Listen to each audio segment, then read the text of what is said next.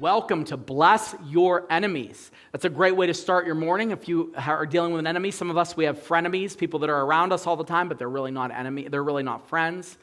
And sometimes we have pretend friends.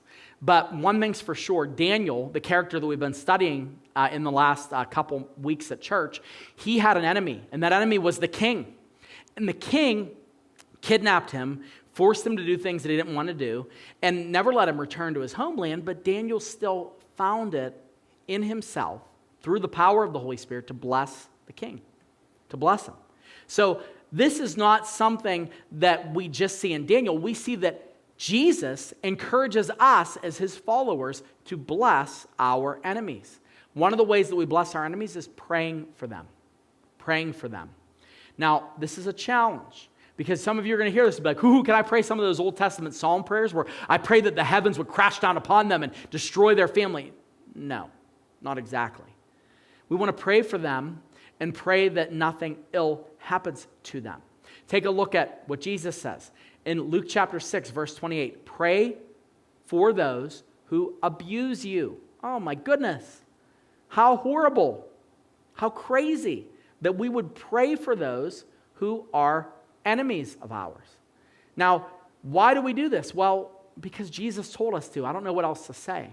And I will say this. It accomplishes two purposes. Number one, it is next to near impossible to harbor hatred in your heart for someone that you are praying for.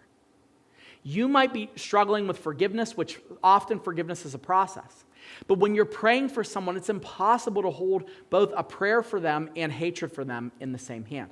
You have to let it go in order to allow that prayer to reach. The second thing that praying for someone does is it enables you to realize that God is truly in control of this situation.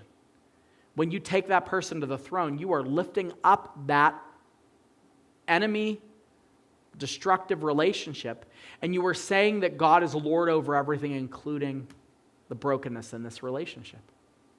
It's an act of submissive worship to him. When we do it, we are like Jesus. Now, Proverbs gives us a little more insight about this. In Proverbs chapter 24, 17 and 18, we are told not to rejoice when your enemy falls, and not let your heart be glad when he stumbles. We shouldn't be praying for the destruction of our enemies. We should be taking them to God and saying, God, your will be done with them. I put them in your hands. I put them in your hands, and I give them over to you. I pray for them. And you do that. When you do that, you release a prisoner who is yourself. When you are willing to care about somebody that hurts you and hates you, then you're showing God that you care most about pleasing and honoring him.